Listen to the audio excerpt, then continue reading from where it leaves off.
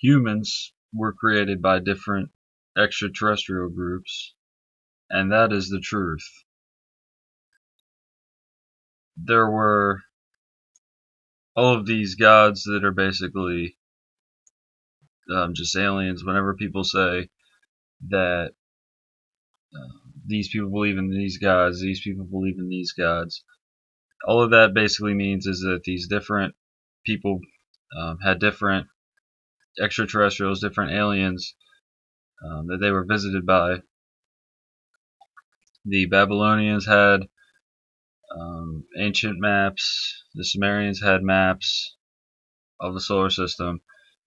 These different groups were visited by these different groups of extraterrestrials, and so people think that they hear this and they think that it's nonsense, but there's a lot of evidence for it.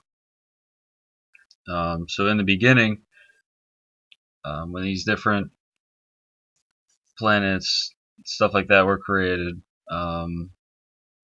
there's a planet that's called Nibiru, and this planet is right outside of Pluto. And so Pluto is the most outer planet that we talk about, but there's also a planet outside of Pluto, and it's called Nibiru. And the thing about Nibiru is it orbits around the sun every 3,600 years. And so what you get is you get a group of people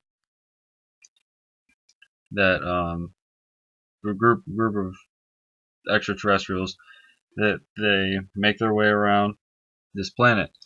And what they tried to do was they saw that Neptune was what they thought a suitable habitable place for life.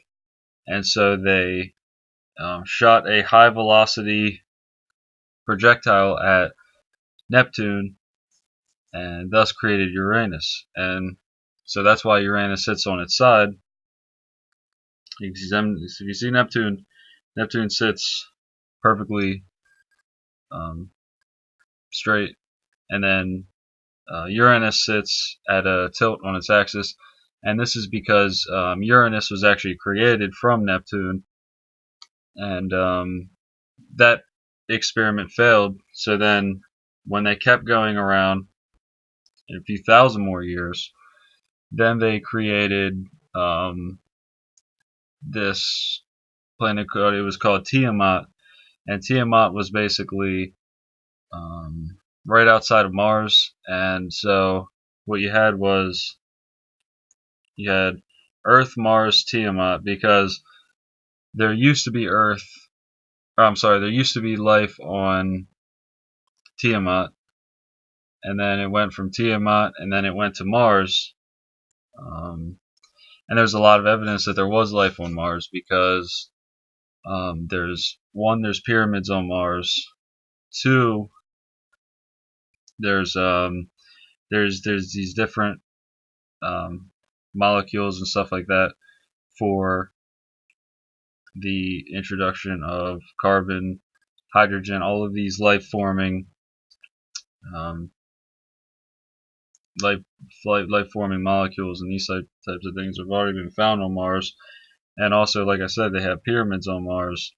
And so the way life originated was life was originated on Tiamat, and then it transitioned to Mars, and then through Mars is the red planet because of nuclear explosions and these sort of things. Then these extraterrestrials implanted life from Earth, and then they implanted life onto Mars, or they implanted life from Earth, Mars. They implanted life from Mars. Mars got blown up by a nuclear explosion, so then they implanted life onto Earth, and so Earth, essentially, these different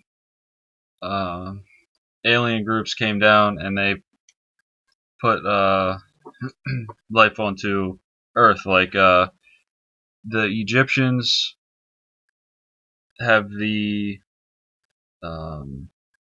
Nibiru, they're the Egyptian gods, and then the Sumerian gods are the Anunnakis. Those are the two main types of Mesopotamian gods. And then you have the Norse gods, like Odin and these types of things. And these extraterrestrials are the reason for the creation of the human race, because if you read some of the old stories from the Nordic Norse mythology, you have the gods like Odin and these types of people that would go around, and the alien extraterrestrial men would have um, affairs with the women on Earth, and so they created the modern day Cro-Magnon, and that's just a fact. That's how the modern human races were created. The black race was created by Marduk, who was a Babylonian god. There's different monuments and stuff like that, and different things that are devoted to him and such. And then you have the Anunnakis, who were the main god. The father name was Anu. Anu meaning the sky. And so Anu's son was Enkai, and Enkai created some of the very first humans, and he did so without permission. And so when he did so without permission, Enkai then put a curse on the different human races and all that, and you have what they call the Galactic Wars. And if you read some of the old like Greek mythology and these types of things, you have the wars between the gods. You have the Titans versus the Titans. You have the Titans and versus the Olympians, stuff like that. Those stories are just essentially extensions of the Galactic Wars. And the Galactic Wars take place between different star constellations, so you have different extraterrestrial groups from different star constellations. Like you'll have the Orion star constellation is a different form of group of extraterrestrials than the Draco, which are where the reptilians, also known as the Greys, are from. And then you have the other star constellations that these various, because there's so many different extraterrestrial groups, that there's so many different religions, because there's so many different extraterrestrial groups. And so people want to laugh about this stuff, and this stuff is the truth. These different humans were created by these different extraterrestrial groups. The starchild skull, you can't refute it. It's there. These extraterrestrial groups, that it was proven from the strand of DNA that they found on this skull that was from a child in Mexico. Okay, those were the same extraterrestrial groups that created the Native Americans. It was the same haplogen found in all of the different tribes and stuff. They can't determine who. They figured that the skull was completely extraterrestrial. At first they thought that, because you get this stuff from your mother, so at first they thought that, oh well, maybe the mother is so and so or so and such. They didn't know who the mother was, and that's the thing, is that when they find these different skulls, it's like, oh well, of course they know who the mother is, because these different like human. Well, obviously, if you're born human on the surface of the earth, you come out of your mother, so you know who the mother is. But if you're examining these different skulls and skull shapes and all of this stuff, like the bell curve and these different types of intellectual academia, what they do is they go and they examine the races. They say, okay, well, this the black race scores 15 points below the white race in standardized tests. So the black race has an IQ average around 85, the average, And then this group of Caucasians have an IQ around 100, and so they go in and they examine all of these various different Asians have an IQ of around 115, 120 on average. And so they go around and they test all of these different hypotheses. They say, okay, well, maybe this race of people score lower on IQ tests because of environmental reasons, all these different types of things.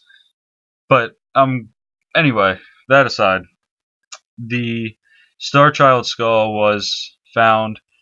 It was proven that the mother was completely extraterrestrial from a group of Palladians or any of these other form of extraterrestrial.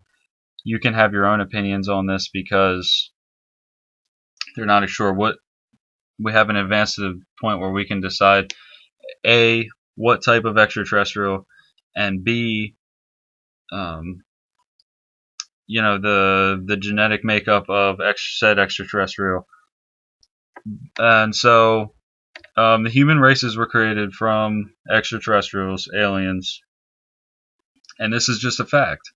It's a fact that these extraterrestrials can come in, and that the Norse gods had affairs with the different females. And so, yeah, I hope you guys enjoyed it. And that's the source of all humans is extraterrestrials. Bye-bye.